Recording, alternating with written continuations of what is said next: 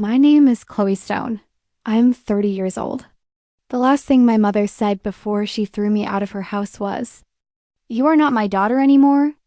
I was 17 years old, standing on our front porch with a trash bag full of clothes and nowhere to go. It was raining so hard that night that I could barely see the street. 8 years later, on the happiest day of my life, she walked into my wedding uninvited, wearing a white dress and claiming she'd changed. What happened next shocked everyone in that room. I grew up believing that love was something you earned. My mother, Diane, made that clear from the time I was little.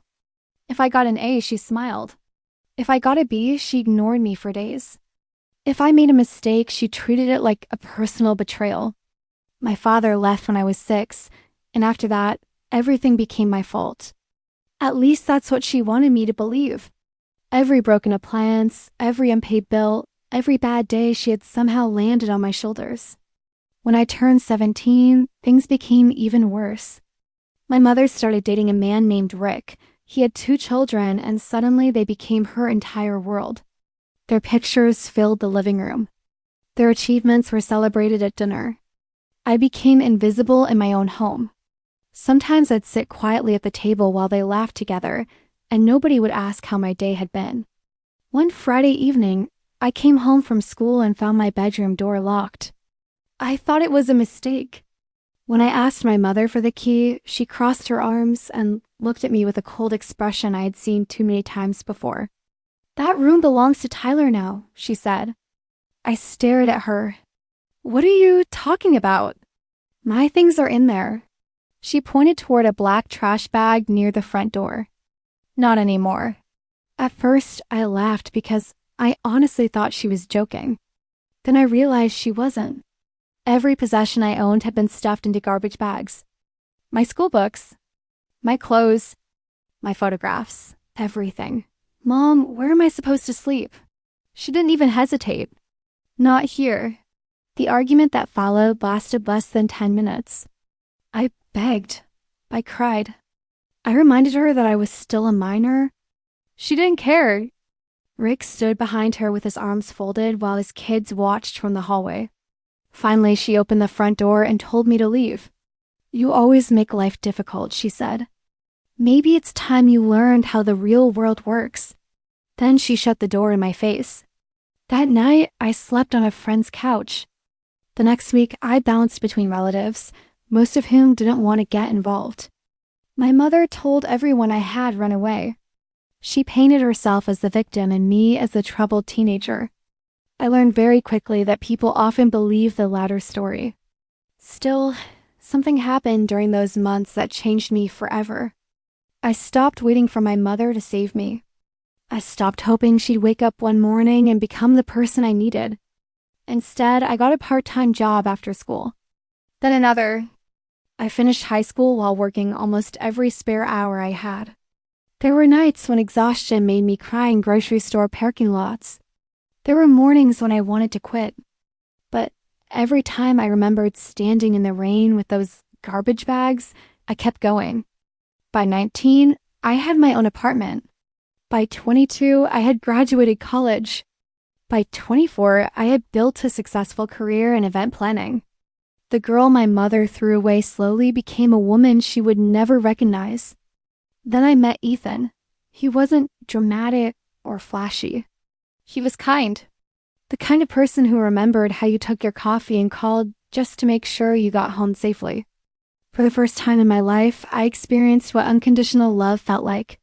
It terrified me at first because I wasn't used to it.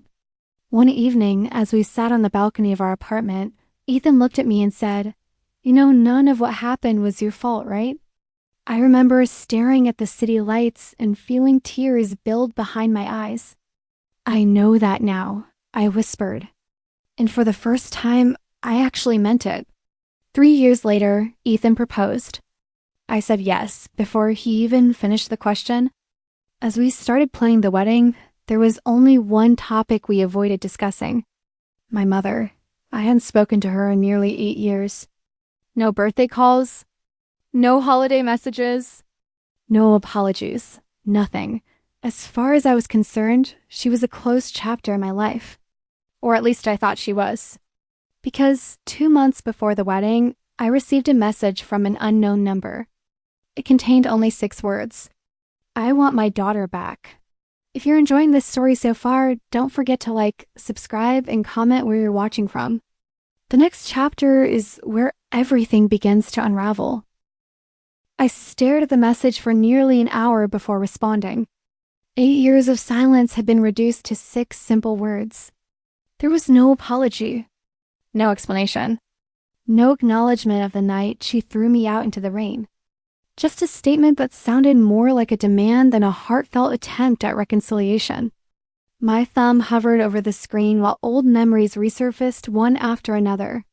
Eventually, I locked my phone and decided not to answer at all. The next morning, another message arrived. This one was longer. My mother claimed she had spent years regretting her decisions and wanted a chance to rebuild our relationship. She wrote that people changed, that she had made mistakes, and that life was too short for family estrangements. Reading those words should have made me emotional, but instead I felt strangely numb. Real remorse usually begins with accountability, and she still hadn't admitted what she had actually done. That evening, Ethan found me sitting silently at the kitchen table with my phone face down beside me. He immediately noticed something was wrong. When I finally handed him the messages, he read them carefully before setting the phone aside. His expression remained calm, but I could see concern in his eyes. He knew enough about my childhood to understand how much damage those few texts were causing. He reached for my hand and squeezed it gently. "You don't owe her anything," he said softly. "Not a meeting, not forgiveness, not even a reply." I nodded, but the situation wasn't that simple.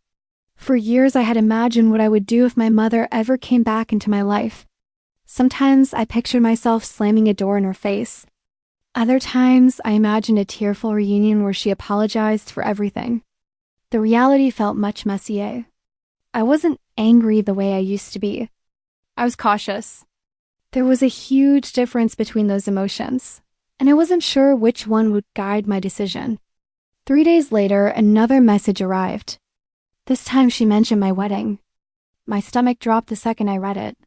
Somehow she knew the date, the venue, and even Ethan's name. Suddenly, the situation felt far more serious than a few unwanted texts. Someone had been feeding her information. I immediately reviewed our guest list and social media accounts, wondering how much she actually knew about my life. That weekend, I visited my Aunt Linda, one of the few relatives who had quietly supported me after I was thrown out. We sat on her back porch drinking coffee while I explained everything. The moment I mentioned the messages, her expression darkened. She stared into her cup for several seconds before finally speaking. What she told me next made my pulse quicken. "Your mother has been asking about you for months," she admitted. "She's contacted almost everyone in the family." I felt a knot tighten in my chest.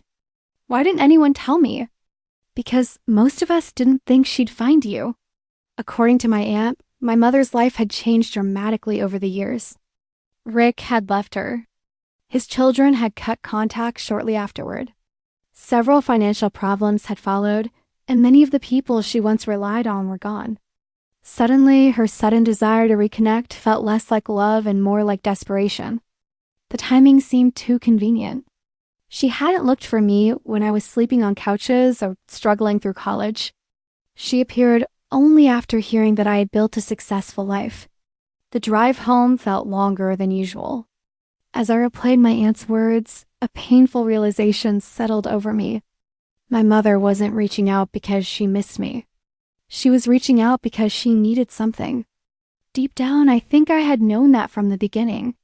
The little girl inside me had hoped otherwise, but the woman I'd become recognized the pattern immediately. A week later, the situation escalated.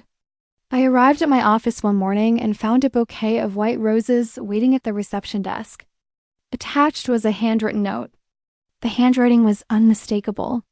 My hands trembled as I unfolded the card and read the message. It simply said, "A mother never stops loving her daughter." I almost laughed. Love wasn't abandoning your child at 17. Love wasn't replacing her with someone else's family. Love wasn't watching her struggle for years without lifting a finger. The note felt less like an apology and more like an attempt to rewrite history. For the first time since the messages began, I felt genuine anger rising inside me. That night, Ethan and I made a decision. We hired additional security for the wedding venue and instructed the coordinator not to allow any uninvited guests inside. It felt extreme, but something in my gut told me we needed to prepare. My mother had already ignored every boundary I had established. There was no reason to believe she would suddenly start respecting them now. As our wedding day drew closer, the messages became more frequent. Sometimes they were emotional. Sometimes they were manipulative. Sometimes they were outright guilt trips. Yet through all of them, one thing remained missing: a sincere apology. She wanted access to my life without taking responsibility for the damage she had caused. That told me everything I needed to know. If you've made it this far, don't forget to subscribe, and comment where you're watching from. Because in the next part, my mother stops sending messages and decides to show up in person, and what she does leaves everyone stunned. The week before the wedding should have been one of the happiest periods of my life. Instead, I found myself constantly checking my surroundings whenever I left work or walked through a parking lot. My mother's messages had finally stopped, but somehow that silence felt more unsettling than her attempts to contact me. It was as if she had decided words weren't working anymore and was preparing to try something else. Every instinct I had developed over years of surviving disappointment told me trouble was coming. 3 days before the ceremony, that feeling proved correct. I was meeting my wedding planner at a cafe near the venue when someone suddenly appeared beside our table. I looked up and froze. For a moment, I didn't recognize her. The woman standing there looked older, thinner, and far more tired than the mother I remembered. But the eyes were exactly the same. 8 years disappeared in an instant. "Chloe," she whispered. My body reacted before my mind could process what was happening. I stood up so quickly that my chair nearly fell backward. The entire cafe seemed to fade into the background as we stared at each other. She looked emotional, almost fragile. Years ago, that expression might have softened me. Now it simply made me cautious. I had spent too long learning that tears and regret were not always the same thing. "You shouldn't be here," I said quietly. My mother immediately started crying. She spoke about mistakes, second chances, and how much she had missed me. She claimed she thought about me every day. She insisted she had changed. The words poured out rapidly, almost rehearsed. As she spoke, I noticed something strange. She wasn't asking questions about my life. She wasn't interested in who I had become. Everything she said revolved around her own feelings. When she finally paused, I asked a simple question. "Why did you throw me out?" The silence that followed lasted several seconds. She looked away first. Then she started talking about how difficult her life had been back then. She blamed stress, finances, Rick, and circumstances. She blamed almost everyone except herself. The answer I had needed for 8 years never came. Instead, she gave excuses wrapped in self-pity. That moment changed everything. I realized I wasn't standing across from a changed woman. I was standing across from the same person who had abandoned me at 17. The only difference was that life had become harder for her. The guilt I had been carrying for years finally disappeared. Not because she apologized, but because she couldn't. Deep down, she still believed she was justified. "I hope you find peace," I told her calmly. "But you're not coming to my wedding." Her expression immediately hardened. The transformation was so quick it almost startled me. The tears vanished. The softness disappeared. For a split second, I saw the exact same woman who had pointed toward those trash bags all those years ago. The mask slipped, and the truth showed itself. "You owe me," she snapped. I actually laughed. Those 3 words revealed more than anything else she had said. In her mind, motherhood was a debt I could never repay, even though she had abandoned every responsibility that came with it. The conversation ended shortly afterward. I walked away without raising my voice, without arguing, and without looking back. But as I reached my car, I couldn't shake the feeling that the situation wasn't over. The next day, my wedding coordinator called me in a panic. Someone had contacted multiple vendors claiming to be my mother and requesting changes to the wedding plans. Fortunately, every vendor had been instructed to verify requests directly through me. Nothing had been altered, but the incident sent a chill through my entire body. My mother wasn't trying to reconnect anymore. She was trying to force her way back into my life. That evening, Ethan and I sat together reviewing every detail of the wedding. Security arrangements were increased again. Guest lists were rechecked. Photographs of my mother were provided to staff members at the venue. As we worked through the precautions, I felt guilty for turning our celebration into a security operation. Ethan noticed immediately. "You didn't create this situation," he said. I looked at him and felt a wave of gratitude. Throughout everything, he had never pressured me to forgive or reconcile. He never told me family should stay together no matter what. He respected the reality of what had happened. More importantly, he respected the boundaries I had fought so hard to build. The night before the wedding, I barely slept. Memories kept surfacing in my mind. The rainstorm, the trash bags, the locked bedroom door. For years, those memories had carried pain. But lying awake in bed, I noticed something surprising. They no longer controlled me. They were chapters in my story, not the entire book. Tomorrow wasn't about my mother. It was about my future. What I didn't know was that my mother had already made her own plans. While I was preparing to walk down the aisle, she was preparing to crash the wedding. And when those chapel doors opened, nobody was ready for what happened next. If you're enjoying this story, don't forget to like, subscribe, and comment where you're watching from. Because the next part contains the wedding confrontation, the shocking truth about why my mother came back, and the quiet revenge that leaves her completely stunned. The morning of my wedding arrived with perfect weather, clear skies, and the kind of peaceful atmosphere people hope for when they imagine their special day. As I sat in the bridal suite surrounded by friends and family, I tried to focus on the excitement waiting ahead. The previous weeks had been exhausting, but I kept reminding myself that my mother's choices didn't deserve space in my future. Today was supposed to be about love, not old wounds. For a few precious hours, I actually believed everything would go smoothly. The ceremony began exactly on schedule. Guests filled the rows of white chairs, soft music echoed through the venue, and Ethan stood at the altar looking nervous and happy at the same time. When the doors opened and I stepped into the aisle, every fear that had followed me for years seemed to fade away. I wasn't the frightened 17-year-old standing in the rain anymore. I was surrounded by people who genuinely cared about me. For the first time in my life, I felt completely safe.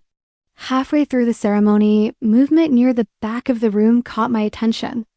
At first, I assumed it was a late guest. Then several heads turned at once. A murmur spread through the audience.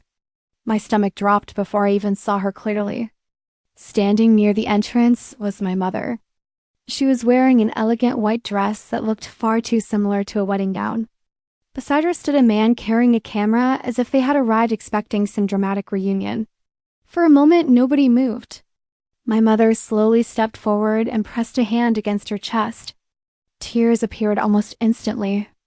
The timing was so perfect it felt rehearsed. She looked around the room as though she were the victim in a heartbreaking family tragedy. Several guests exchanged uncomfortable glances, while others simply stared in confusion. The entire ceremony had frozen around her entrance. "Chloe," she called out loudly. "Please don't do this. I just want my daughter back." 8 years earlier, those words would have shattered me. Standing there in my wedding dress, however, I felt something completely different. I felt calm. Maybe it was because I had already mourned the loss of our relationship years ago. Maybe it was because I finally understood who she was. Whatever the reason, I wasn't overwhelmed by emotion. I was simply tired of the performance.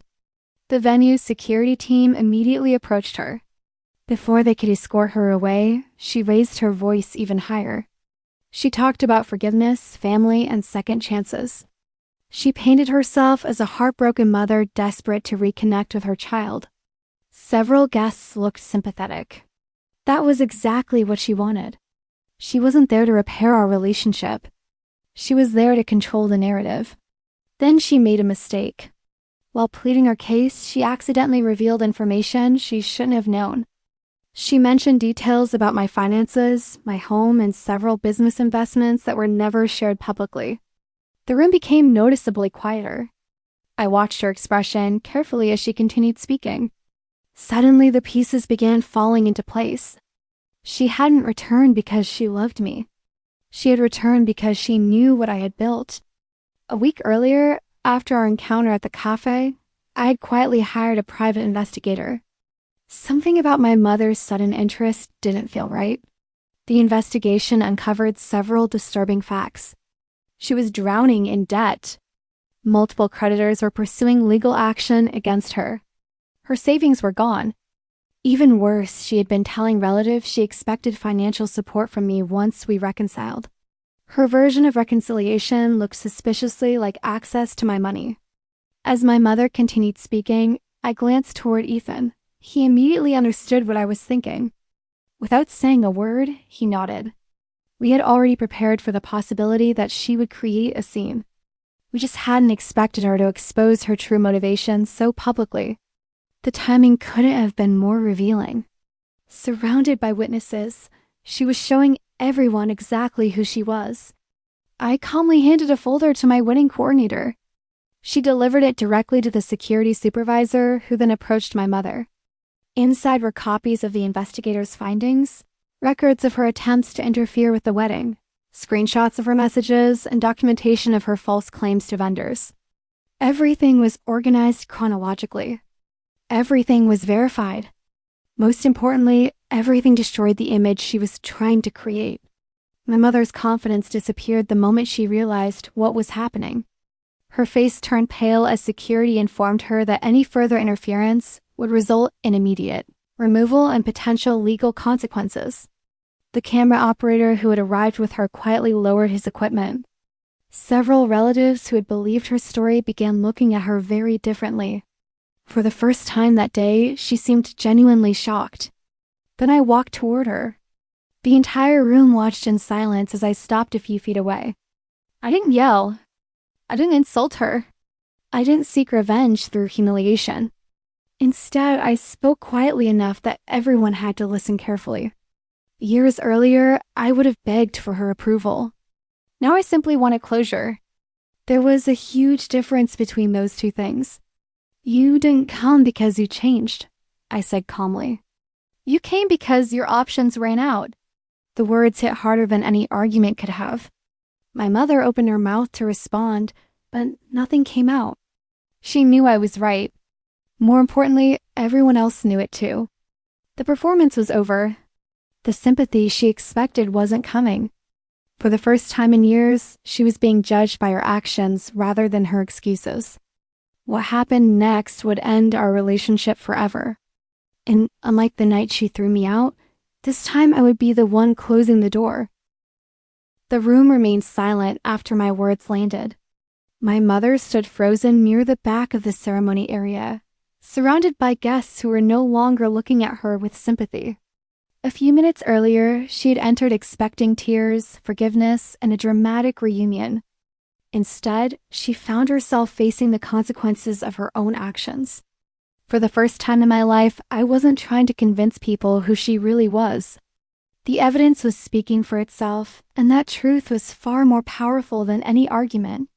My mother looked around desperately, searching for someone willing to take her side. No one moved. No one rushed to defend her. The relatives who had once believed her stories now knew she had spent months gathering information about my finances while pretending to seek reconciliation. Even the camera operator she had hired appeared uncomfortable. The image she wanted to create had completely collapsed. She had walked into the wedding hoping to control the narrative, but instead she had exposed herself. Finally, she turned back toward me. Tears filled her eyes again, but they felt different this time. They weren't tears of regret. They were tears of someone realizing that manipulation was no longer working. She took a step forward and started talking about family, blood, and forgiveness. The same words she had been repeating for weeks. But now they sounded empty. I'd spent years waiting for accountability. What she offered instead was another performance. "Please, Chloe," she whispered. "I'm your mother." For a brief moment, I thought about the 17-year-old girl standing in the rain with garbage bags at her feet. I remembered sleeping on couches, working double shifts, and wondering why I wasn't enough for the person who was supposed to protect me. Then I thought about Ethan waiting at the altar. I thought about the friends who had become family. I thought about the life I had built entirely on my own. Suddenly, the answer became very simple. "No," I said quietly. "You were my mother." The words seemed to hit her harder than anything else that day. She stared at me in complete disbelief. People often imagine revenge as something loud and dramatic.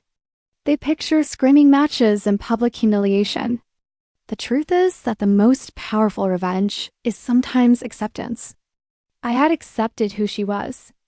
I had accepted what happened. Most importantly, I had accepted that she no longer had any place in my future. Security escorted her toward the exit without resistance. As she reached the doors, she turned around one final time. For years, that look would have filled me with guilt. This time, I felt nothing except peace.